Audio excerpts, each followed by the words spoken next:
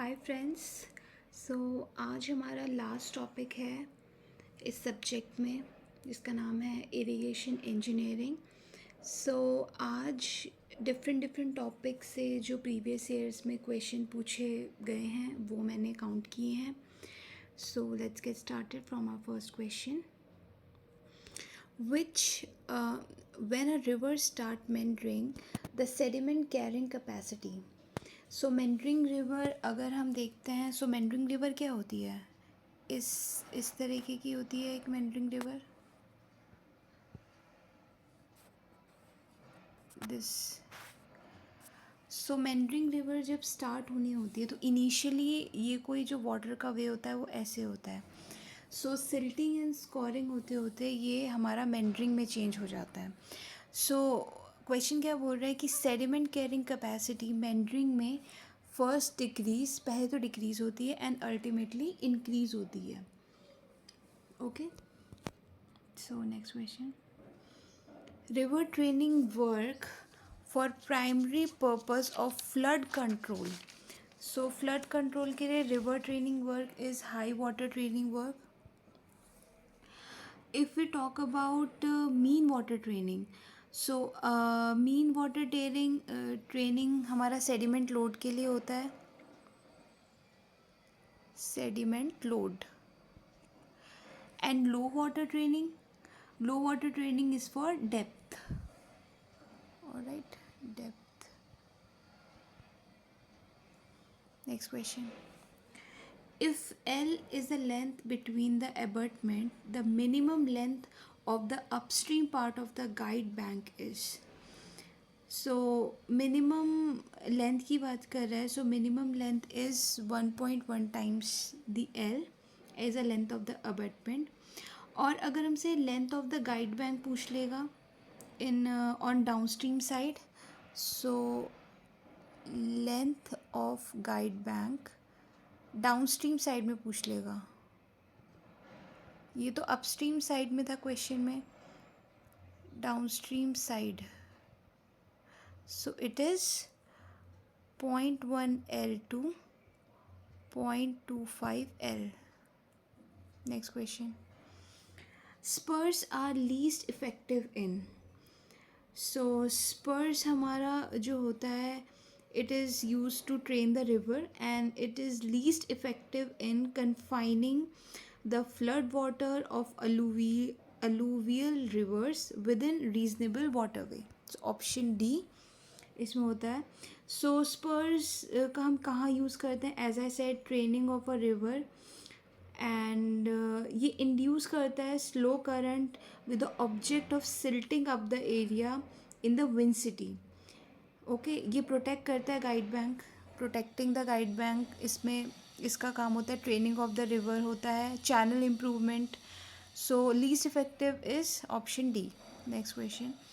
The upstream curved head of a guide bank should be swept angle of। so कितना angle होना चाहिए upstream end का, it is option B 120 to 145। And downstream अगर पूछ लेगा तो it is, ये तो अपस्ट्रीम है, upstream is this, and about down stream it is 45 degree to 60 degree. This is 45 degree to 60 degree। yes, next question। guide bank is primarily provided। so इसका use क्या होता है, it is used to prevent out flanking। so flanking means guide bank prevent outflanking of a structure on account of change in a course of a river restricting the waterway at the site of a structure। so ये option A. Next question. Groynes pointing upstream protect the river. So groynes में हम लोग, हमारा जो use होता है leaves and ग्रियॉन्स, इसका use हमारा होता है to protect the river bank. So question क्या है, groyne pointing upstream protects the river upstream of the groyne from scouring away. all right, so this is it। next question। Recommended score depth to adopted for the design of upstream nose of the guide bank. So ये हमारा scour depth पूछ रहा है for upstream nose. So upstream nose के लिए it is 2.25. So different locations के लिए different है. So nose of the guide bank के लिए हमें 2.25 दिया हुआ है एंड 1.5 होता है for transition from nose to straight. अगर हमारा क्वेश्चन में दिया है transition from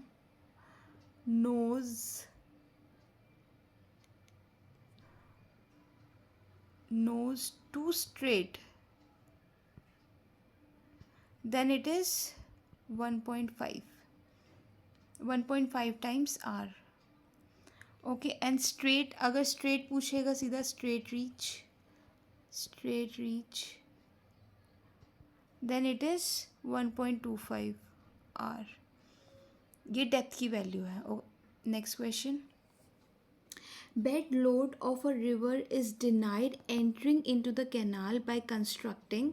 so grips grain wall से हम इसकी एंट्री बंद कर सकते हैं. Next question. Staff gauges are used for measuring. So staff gauges जहाँ पे आ जाएगा ये हाइट बताता है या फिर एलिवेशन, वाटर सरफेस एलिवेशन बताता है. Next question. A river training work is generally required when the river is. So it is meandering. Meandering के कॉन्सेप्ट पे बहुत सारे क्वेश्चन पूछे गए हैं. अभी हम आगे फर्दर देखेंगे कि कितने सारे क्वेश्चंस पूछे गए हैं.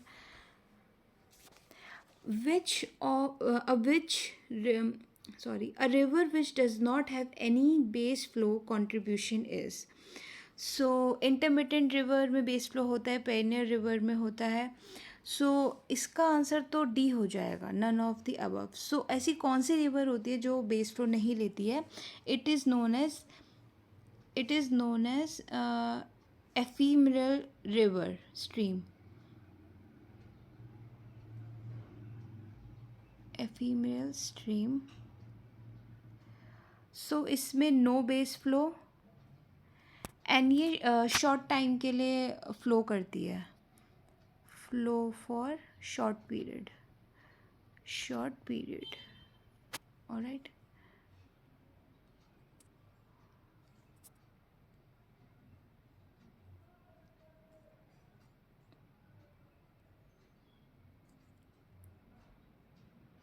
Flow for short period. Ephemeral stream. And what about perennial stream जो क्वेश्चन में दिया है. सो पेरिनियल स्ट्रीम वो स्ट्रीम होती है which always carry some flow. ठीक है, इसमें हमेशा always some flow, always carries some flow. कौन? ये perennial river. And intermittent river हमारी वो स्ट्रीम होती है one which has limited contribution from the ground water. Okay, so इसमें क्या है? ये है limited contribution. This is limited contribution. So इसमें तो इसका आंसर नो बेस फ्लो का तो ये हो जाएगा, बट ऑप्शंस के हिसाब से ऑप्शन डी होगा. Next question is meandering of a river generally occurs in its stage. So कौन से स्टेज में होता है मेंडरिंग? सो ये ट्रफ स्टेज में होता है. Option D. Next question. A meandering pattern of a river is developed by. So how it is developed? It is developed by dominant discharge. Next question.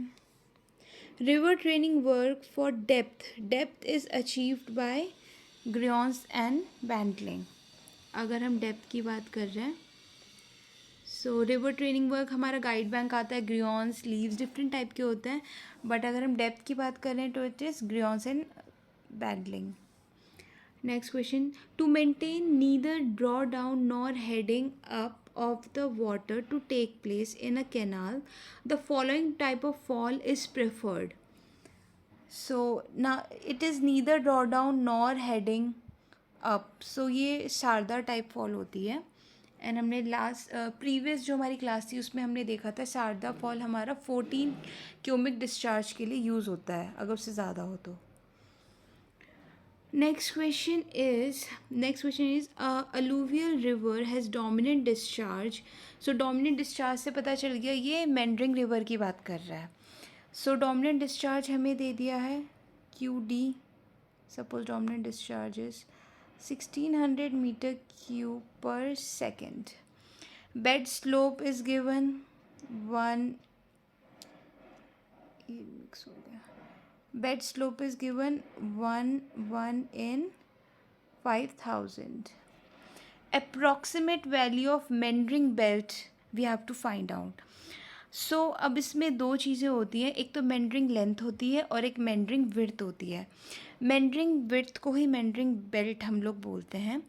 सो अगर हम फॉर्मूला देखें meandering length is ml and it is given as 53.61 under root q dominant discharge.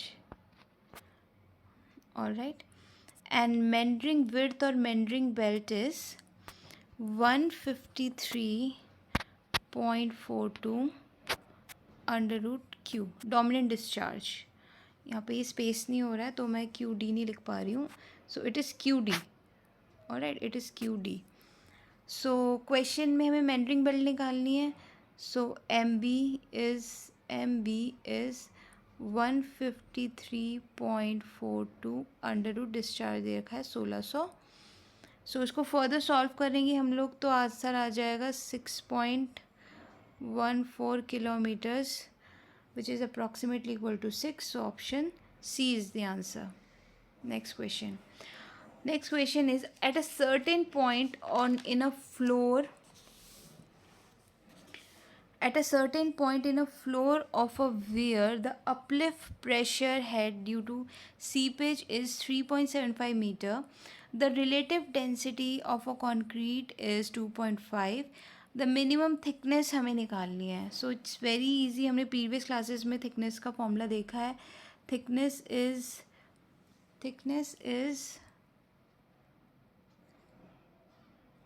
Is equals to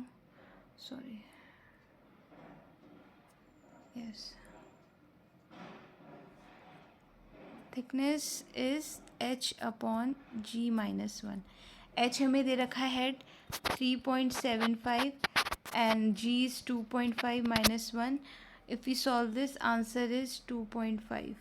So option B. Next question. The minimum depth in meters of water required for safe and economical navigation is. So minimum depth is 2.7 and अगर हम final depth की बात करेंगे final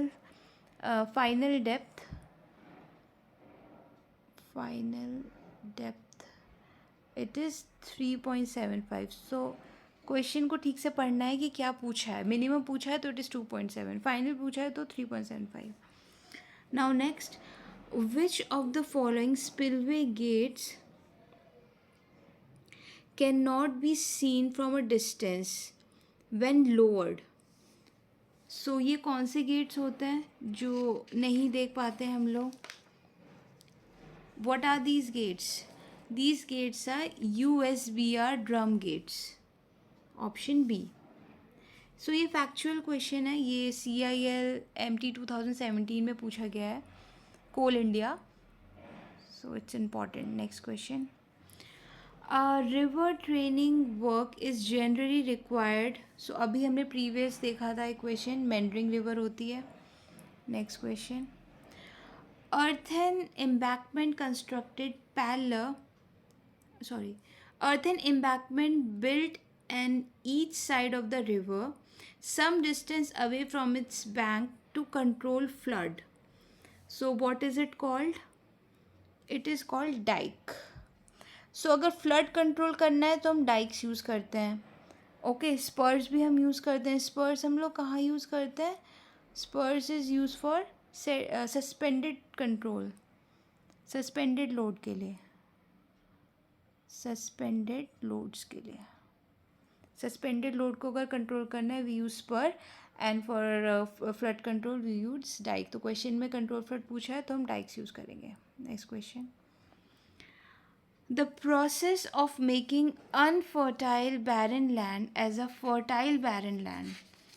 सो इसमें क्या होगा कि unfertile barren land को अगर हमें फर्टाइल यूज़ करना है, सो it is by land reclamation.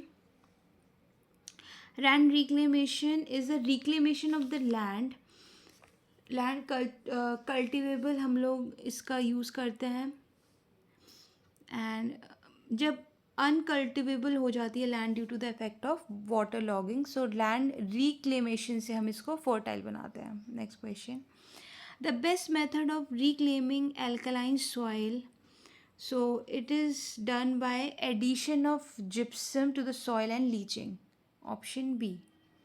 Next question, to relieve waterlogged land, the spacing of the tile drain is directly proportional to. So सबसे पहले तो हम स्पेसिंग का फॉर्मूला देख सकते हैं, उससे हमें ऑप्शन क्लियर हो जाएगा। स्पेसिंग ऑफ टाइल ड्रेन हम एस मान लेते हैं, it is equals to 4K is permeability upon Q is discharge per unit length, and then B square minus A square. What is B and A? B is the maximum height and A is the depth. Alright, so ये किसके directly proportional है? Depth of the drain. Okay, so depth of the drain, ये proportion depth के तो है but ये square दिया हुआ है यहाँ पे। सो लास्ट ऑप्शन देखो, कोफिशिएंट ऑफ परमेबिलिटी, सो इसके डायरेक्टली प्रोपोर्शनल है, so option D. Next question, next question is weed in surface drain leads to. सो अगर सरफेस ड्रेन हो जाएगा, वीड जब हो जाएंगे तो उससे क्या होगा? आई थिंक ये increase the value of coefficient of rugosity करता है ये वीड की वजह से। It affects the velocity, of course roughness की वजह से वेलोसिटी इफेक्ट करती है। So next, herringbone layout of the drainage system is effective. So how it is effective? It is effective when the land slopes in one side. So herringbone system होता है ये design करते हैं for main central pipe. इसकी designing किसके लिए होती है? इट इज़ डिज़ाइन फॉर, ये होता है design for main central pipe, so ये एक मेथड होता है डिज़ाइन करने का। सो ये हम तब यूज़ करते हैं व्हेन लैंड स्लोप हमारा वन साइड होता है। सो इसका option is option A. This was just an extra information. Next question, Bligh's स्कीप थ्योरी। सो हमें कोसलास और ब्लीक का हमें पता है कि दोनों की डिफरेंट थ्योरीज़ हैं। सो कोसला थ्योरी के बारे में हमने प्रीवियस जो हमारी क्लासेस हैं उसमें हमने देखा हुआ है। सो यहाँ पे ब्लीक स्किप थ्योरी क्या बोलती है? ब्लीक स्किप theory provide a cut off a downstream end flow absolutely no, head loss is proportion to the square of the creep line. नहीं, ऐसा कुछ नहीं होता है। No distinction is made between horizontal and vertical deep. Yes, there is no distinction. So ये इसने same ही consider किया था। ओके, सो ब्लीक स्किप थ्योरी के और भी कुछ पॉइंट्स हमारे क्या हैं? सो ब्लीक स्किप theory percolating water flows the outline of the base foundation hydrolux. In other words, water creeps along the bottom contour of a structure. The length of the path is transferred by is called the length of the creep. So ऐसा इसमें कुछ condition नहीं है कि इसने different मान के चला है। सो ब्लीक क्रीप ने हमें there was no distinction between horizontal and vertical deep. So ये हमें याद रखना है। नेक्स्ट क्वेश्चन, अब ड्रेनेज डेंसिटी क्या होती है? ड्रेनेज डेंसिटी का फॉर्मूला होता है total length, one minute, drainage density is total length of all streams, it is all streams upon total area of drainage basin. Direct formula पूछता है ये. सो इसमें ऑप्शन सी ही बन रहा है कि ratio of total length to the drainage area. बाकी में तो शॉर्टेस्ट ये ऐसा कुछ नहीं है. ऑप्शन बी में देखो ratio of total drainage area upon length दे दिया, उल्टा दिया हुआ है. So drainage density length upon total area होता है. Now next question. The area is known as water logged. कब माना जाएगा water log? When the drainage by the gravity stops. मतलब पानी पूरा भर गया है, वाटर नीचे फ्लो नहीं हो रहा है. Next question. Water logging occurs when the water table. Water logging हम कब मानेंगे? व्हेन वाटर टेबल हमारा रूट जोन तक आ जाता है, तब हमारी वाटर लॉगिंग कंसीडर की जाती है. Next question. The length of stream per unit area is known as. सो अभी हमने प्रीवियस क्वेश्चन में देखा था, वहाँ पे ड्रेनेज डेंसिटी का फॉर्मूला था length upon per unit area. यहाँ पे फॉर्मूला से कोफिशिएंट पूछा है, तो it is option B, drainage density. Next question. The probability that 100 year of flood is equalized or exceed once in 100 years. So once हमने इसने दे दिया है कि exceed once in a year, यानी कि रिस्क की बात कर रहा है. So we know risk is equals to 1 minus q to the power n. And what is q? 1 minus p. And what is p? 1 by t. t हमें 100 years दे रखा है, 1 in 100. p is 1 in 100. So q is 1 minus 1 in 100, which is 99 upon 100. So यहाँ पे यहाँ रखेंगे इसको 1 minus, so ये 1 upon 100 हो जाएगा.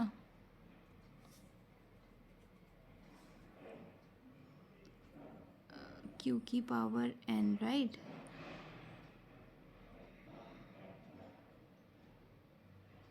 नाइन्टी नाइन अपॉन 100 आ गया ये. सो what is 99 upon 100? It is 0.99 भी लिख सकते हैं इसको. सो इसकी पावर क्या हो जाएगा?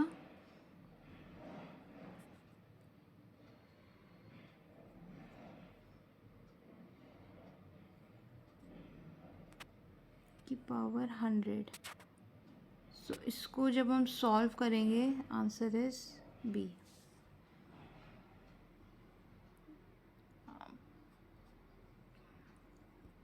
पावर 100. तो ये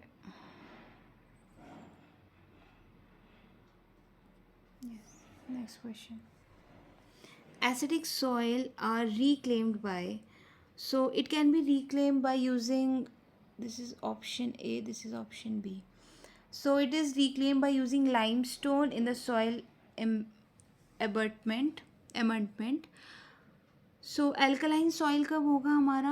अगर हम देखें alkaline, pH more than 7 is alkaline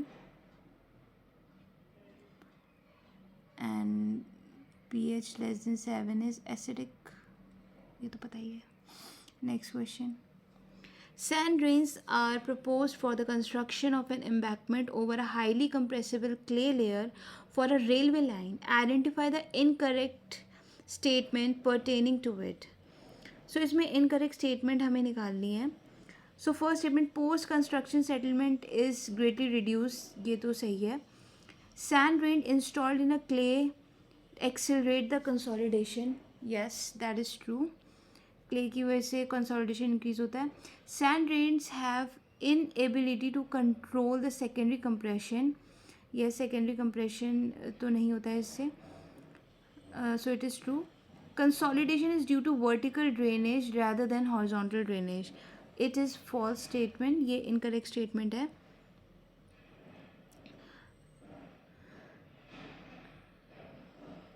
so that's it. ये ऑप्शन डी इसमें हो जाएगा. Alright. Next question. Percentage chance of flood with 100 year frequency of not occurring in coming 100 years. So अब ये not occurring बोल दिया इसने. वहाँ तो occurring once था तो risk था. अब not occurring है तो सीधा q to the power n हो जाएगा. So q हमें q क्या है? Q वही है 1 minus P, and P is 1 upon T, which is 1 in 100.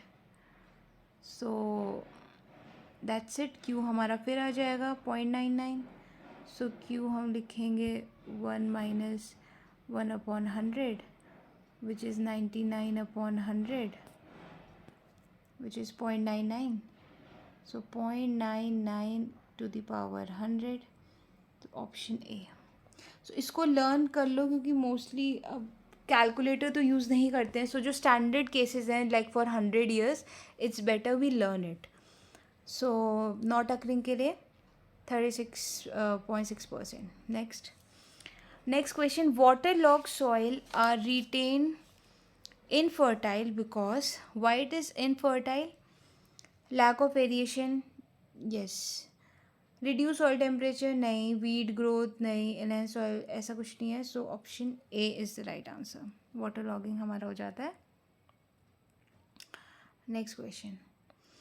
Water stopped in joint of box culverts and drainage channel. So what does it means? It means water stopped in joint of the box culvert and drainage channel. So it helps in providing the water tightening to the drainage channel. So option A ही इसमें सही है. Helps in allowing water seepage, नहीं, ये नहीं होता है. So water tightness में use होता है ये water stop. Next question. The critical velocity ratio was introduced in a Kennedy's equation of critical velocity to take into the account the effect of silt grade. Silt grade तो हमें पता है ना, F होता है हमारा silt grade. Next question. The land is said to be waterlogged when the air circulation is stopped in the root zone due to the rise of water table. So option A is correct.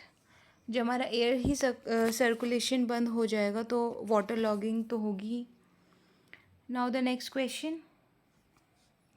Wados water is a water occurring.